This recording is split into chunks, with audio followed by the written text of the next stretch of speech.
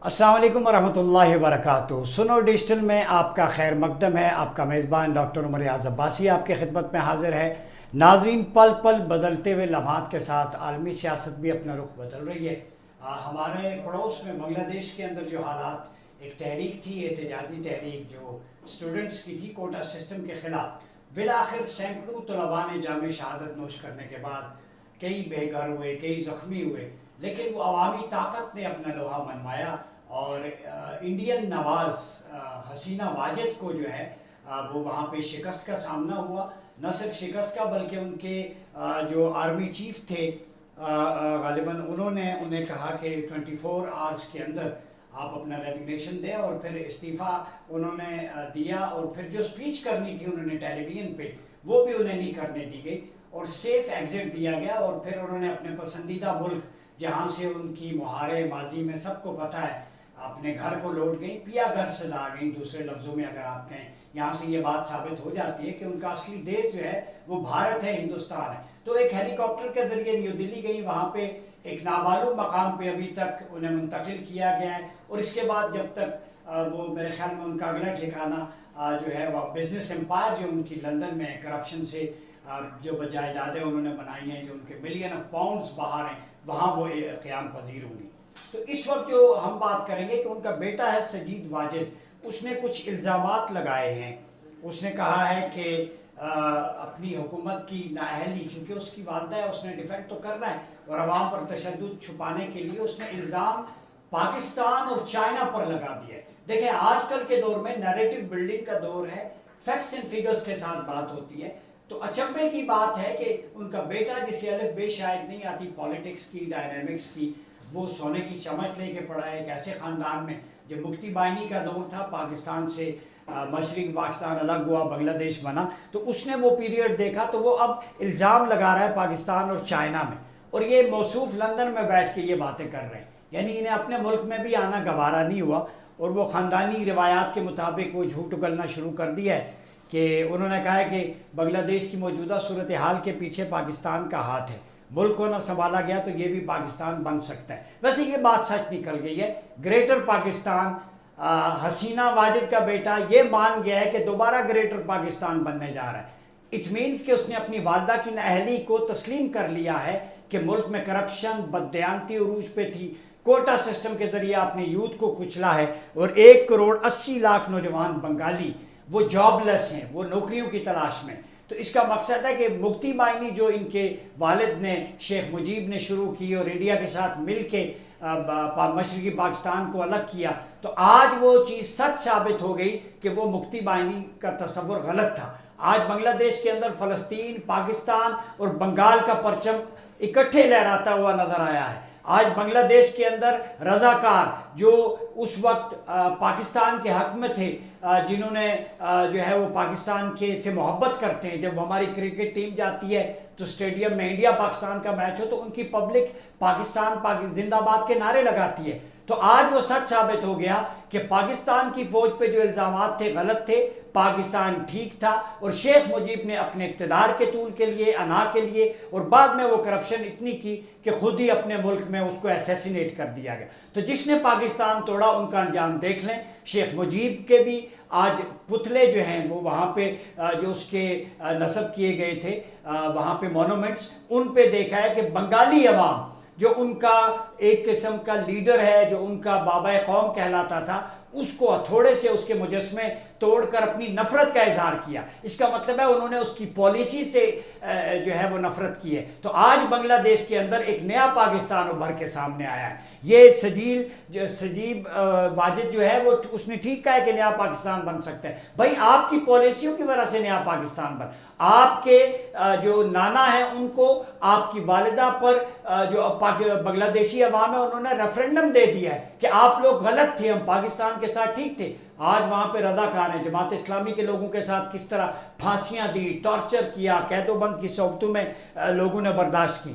तो हसीना वाजिद की जो हुकूमत है, ज़रा मैं आईना दिखा दूँ, करप्शन की वजह से बदनाम हुई है। हसीना वाजिद के 7 मुशीर बैंकों में सबसे बड़े डिफ़ॉल्टर थे, और अंदर किसे कर दिया? नोबल इनाम याफ्ता डॉक्टर यूनुस जो हैं, ان کو جیل کی سلاخوں کے پیچھے انہوں نے بھیج دیا، ڈسمس کر دیا۔ اب طلبہ تنظیمیں کہتی ہیں کہ انہیں چیف ایڈوائزر بنایا جائے، عبوری حکومت قائم کی جائے، اور 24 گھنٹے کا ٹائم طلبہ تنظیموں نے دیا ہے کہ اس کے اندر عبوری حکومت قائم کریں۔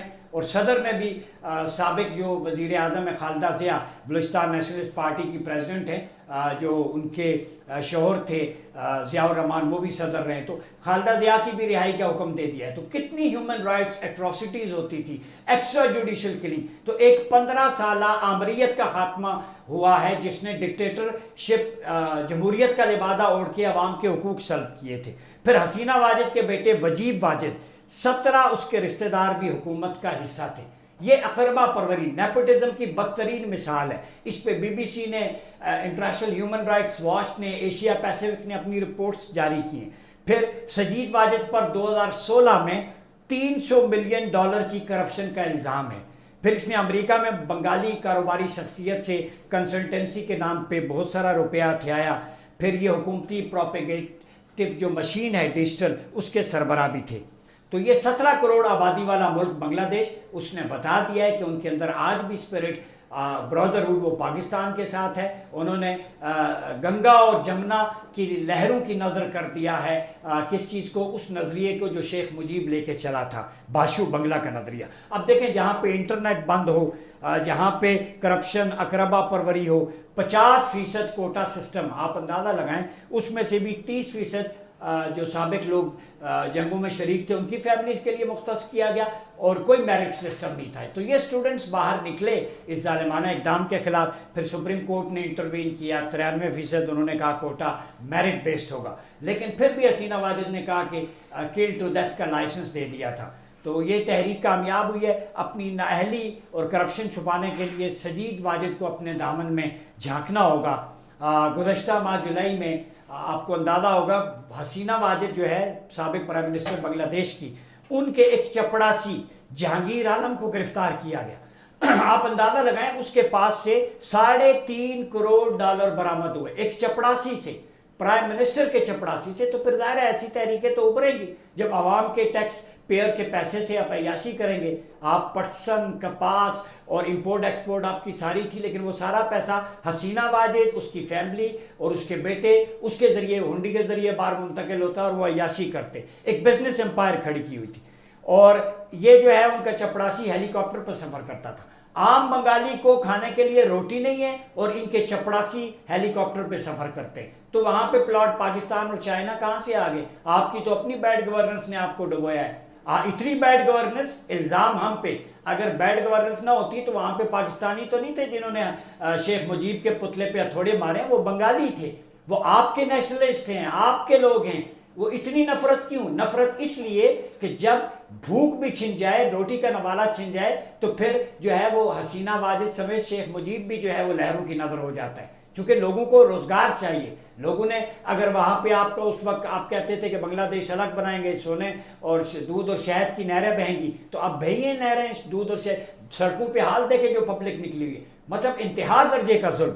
پھر جولائی 2007 کو بنگلہ دیش کی سابق وزیر اعظم حسینہ واجد کو سینکڑوں مسلح 16 پولیس اہلکاروں نے گرفتار کیا تھا اور بھتہ خوری کے الزام میں جیل میں بند کیا تھا 2007 میں، ٹھیک ہے۔ ان پر الزام تھا کہ انہوں نے 2 ٹریڈرز تاجروں سے 80 ملین ٹکا بھتہ خوری کی ہے۔ پھر دسمبر 2001 کو حسینہ واجد کے خلاف کرپشن کے کیس فائل کیے گئے 13، اور ان کے خلاف 2 مقدمات میں $122 ملین کی مالی بے ضابطگیوں کا بھی الزام ہے، جبکہ ایک الزام یہ بھی تھا شیخ حسینہ پہ کہ 8 روسی ساختہ 29 مگ طیاروں کی خریداری میں سرکاری خزانے کے ذاتی خرچ پر انہوں نے ککس بیکس لی اور منافع قائم کیا۔ تو اس وقت جو بنگلہ دیش کی صورتحال ہے، صدر ہیں وہاں پہ شہاب الدین، انہوں نے بڑا بریف خطاب کیا ہے اور انہوں نے عوام سے پرامن رہنے کی اپیل کی ہے۔ میں ایک بات کہنا چاہوں گا کہ اگر چین اور پاکستان ملوث ہوتے تو ان کا پریزیڈنٹ کہتا، ان کا آرمی چیف کہتا، تو نہ آرمی چیف نے کہا، آرمی چیف نے تو تقریر نہیں کرنے دی حسینہ واجد کو، انہوں نے تو سیف ایگزٹ کیا، ان کا شکریہ ادا کرے۔ صدر نے بھی کہا ہے، انہیں پتا تھا کہ یہ پبلک ہے، بنگلہ دیشی عوام ہے جو پسے ہوئے طبقات تھے، ڈپرائیوڈ کمیونٹی نکلی ہے۔ تو میرے بھائی اپنی چارپائی کے نیچے پہلے جھاڑو پھیر لیا کریں۔ سجیب واجب صاحب کسی اور پر الزام لگانے سے پہلے، پاکستان اپنی ساورینٹی انٹیگریٹی پہ کمپرومائز نہیں کرتا، پاکستان کسی بھی ملک کی ساورینٹی پہ دخل اندازی نہیں دیتا، ہم اس کو برادر اسلامی ملک سمجھتے ہیں۔